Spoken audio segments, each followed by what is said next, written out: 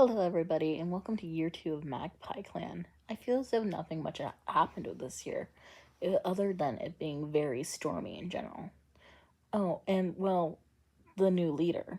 At the end of the year, Heather Stark held a meeting with Crow Ember and Sleet Rain, saying that he was getting too old to lead the clan. Sleet Rain had to agree, seeing how he spent most of the year in the medicine cat den.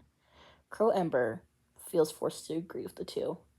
She would be led into the starry grove. The clans around them say that the first Darkling cat scooped a pawful of dirt out of the ground, leaving a distinct paw print back that would later collect the tears of all the Starkling cats, and as the cats who was buried there once before, bodies became decomposed, moss grew in their place. There, Crowstar got 4 lives from the StarClan cats. Heatherstar started the year by losing his gifted life from Magpie to Yellowcough. The whole year was rainy, and he was quickly sick once again with white cough. He often wishes for rest throughout the year, feeling his old age. On patrol towards the end of the year, during a storm, he lost track of Midthrift. Concerned for the young cat, he went looking for them. When he found them splashing in puddles, he scolded them for messing around when they could be hunting. As the year went on, the clan would find him outside the territory, and they would have to lead him back to camp. He hoped for an alliance with Stumpy Clan, but failed. He's annoyed that Midthrift seems to slack off from their duty and grows a dislike for the cat. At the end of the year, he steps down, the clan giving him a name, Heatherflecht, as he retires. Crow Ember started the year by traveling to Twig Clan, as the two clans agreed to stop fighting. Later on patrol, she and Midthrift returns 4 kits to Heavy Clan. 4 moons into the year, Crow Ember and Sylvanie have a discussion. Crow Ember enjoys the other's presence enough that the two decide to become mates. About halfway through the year, Crow Ember feels the pressure of being deputy and maintaining her new relationship. On patrol with Lavender Drizzle, they find an abandoned kitty pet named Solanumspots back to camp to get healed. For the last 3 moons of the year, Crow Ember had gotten white cough, though she gets better quickly without any lasting damage. At the end of the year, Crow Ember becomes Crowstar, Crow Ember becomes Crowstar, being given 4 extra lives.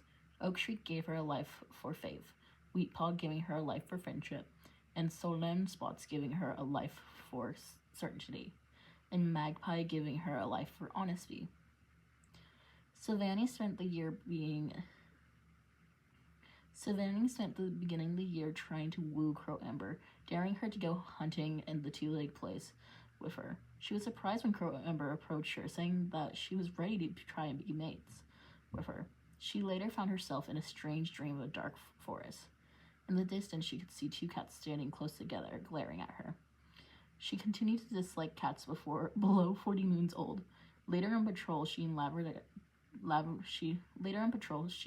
Drizzle find a scared kitty pet named Ladybug. She would be given another apprentice named Silverpaw, teaching the apprentice advanced fighting moves. Later on patrol, she would tell Silverpaw that if they didn't listen to her, she would kill them like she did with Wheatpaw. Later in the year, after a fight, she makes her apprentice check out a tunnel, causing the apprentice to get hurt. Lavender Drizzle started the year by coming out as a trans male, though he often thinks about the little mistakes he's made as a warrior and apprentice. Though Heatherstar often reassures the cat that saying that mistakes are made all the time, and that's how you learn. In the middle of the year, he has a crush on Sleet Rain, finding the medicine cat charming. He also finds he has a strong dislike for Midthrift, though is unsure where the dislike began. On patrol one day, he finds a kitty pet named Bumblebee, and the two become quick friends. Lavender leaving camp when all his duties are done to go and play with the kitty pet.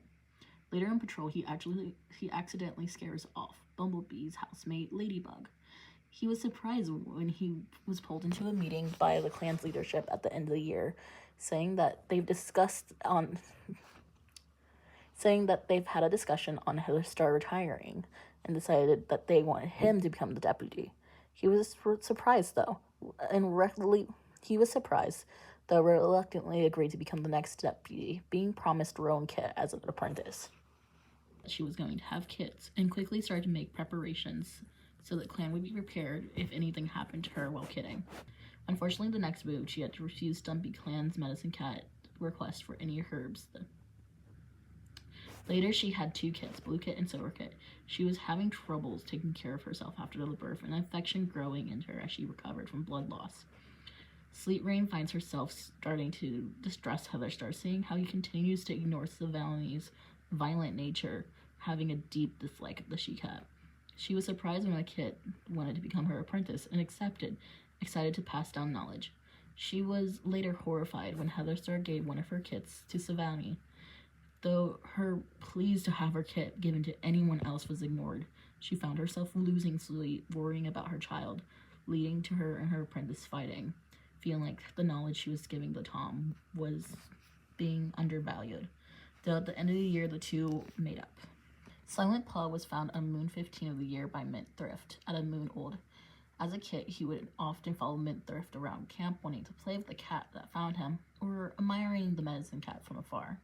On Moon 20 at his apprentice ceremony, he interrupted Heatherstar, saying that he wanted to become a medicine cat, despite Sleet Rain still recovering from kidding. At the end of the year, he found himself in fights with his distracted mentor, yelling that the she-cat only cared for her kids and not the whole clan. He immediately regretted his words, though feeling hurt when his mentor shot back with calling him a spoiled kid without a real family. The next moon, the two of them made up, apologizing and having a heart-to-heart about all their feelings. Crispot started the year by questioning his lifestyle as a warrior, thinking about becoming a meteor. When he consistently did it for about 2 or 3 moons, he announced to the clan that he wanted to become a meteor, and Heatherstar approved. He spent the year negotiating with Stumpy clans about herb gathering disputes, and everything generally went well. He found that he disliked Lavender Drizzle and Sleet Rain as the years go on. Mint Thrift started the year by becoming a warrior, being named for the exemplar. They would help their mother return kits from Heavy Clan. The next moon, they found a Heavy Clan set on their territory next to a kit. They aren't sure why Silent Kit was abandoned, but they refused to tell the clan that Silent Kit could be from Heavy Clan. On patrol, they came across a traveling healer named Icicle and tried to get them to join the clan, saying that they could help cats of all ages and be protected at the same time, though the cat refused. They find that they have a hatred for Lavender Drizzle and a dislike for Sylvani. Later on patrol, they take a lion's share of leading a dog away from the territory. The next moon, they are also responsible for leading another dog off the territory. They were happy when the first moon they were fantasizing about becoming a deputy. They got an apprentice in Blue Paw. On their first patrol together, they assure Blue Paw that having friendships outside the clan isn't against the warrior code. Later, they fantasize about growing wings and catching birds. Late in the year, they find another abandoned kit. The kit didn't smell of anything, so when they got back to camp, they named it Rowan Kit. Blue Paw and Silver Paw were born on Moon 18. They spent their kithood in the medicine den until they were 4 moons old, where they were allowed to explore camp.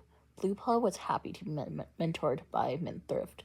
Silver Paw felt uneasy about his mentor, but did his best to ignore his mother's protest at being mentored by Sylvani. On their first day out on patrol, Silver Paw wanted to impress his mentor, getting them to teach them advanced fighting moves. Blue Paw spent his first patrol talking to his mentor about the warrior code. When Silverpaw was told about how Wheatpaw died by his mentor, he's terrified, afraid that the warrior will kill him as soon as he's annoying or becomes a failure. When Sylvani sent him down into that tunnel to see if anything was living there, he was sure he was going to die. It took everything he had to escape the tunnel and get back to the patrol. While recovering the medicine cat, then he confessed to his brother that Sylvani killed another cat in the clan, and he's scared that he's going to be the next cat that she's going to kill. Solanumspots joined the clan after running away from his 2 legs because he was sick. He knew that they didn't have enough money to take care of him if he ever died, and decided that it would be best if he ran away. He died the next moon of his illness, being happy that he was cared for by the clan for the little bit of time he was there. Now on to the other clans. Smoke Clan is currently starving. They are the newest of all clans and live right outside the 2-leg place. Flightstar had lost all of her lives to starvation and refuses to eat all. Wildspec is doing their best to make sure their friend lives, but can't force her to eat. And Hot Pa is scared that her whole clan is going to die. Heavy Clan is doing great. Froststar was just promoted to leader after their previous leader died in a mudslide. One Speckle is pretty happy to become deputy and feels as though they were meant to be deputy before Froststar, but it's fine, she's deputy now. Starling Heart has been very careful about guiding Froststar in secret. Most cats don't realize that she's the one who's leading the clan, but she's okay with that. Stumpy Clan has been going through a lot with a rogue group recently. Flexstar is an old cat who refuses to give up leadership. Parsley Echo is his deputy. She's been thinking about retiring a lot recently. She's expecting a litter of kids currently, and she's unsure how many times she can lead cats into battles that they won't win. Snowy Fawn recently became the head medicine cat and is scared about his clan currently. He thinks that they need a whole new leadership, but they feel as though they aren't respected enough in the clan to make those opinions heard. Vervain Clan is exploding in population. They have a little drama, though it's seemingly being covered up. Soft Star is recovering from a dog attack and trusting her deputy to lead the clan. Sunwave is doing her best to lead the clan, and to hide the fact that her daughter murdered at least one cat. Daisy Tooth is the head medicine cat of the clan. She knows Silk Lilac, Sunwave's daughter, is a murderer, and though she's not in a condition to tell the clan. Juco Pond was a loner who joined the clan. He was happy to help out Daisy Tooth and eventually got an apprentice in Burdock Paw. Twig Clan is doing evil things. They haven't always been like this, but when Flexstar got his 9 lives, he didn't get those from Star Clan. He was quick to promote his trusted advisor and made Fig Rumble to deputy position. The two worked hard to make their old medicine cat work themselves to exhaustion and eventually death. Petunia Bark was happy when she took out the medicine cat role. She got so much support from her current leadership, and she even sees them in StarClan often.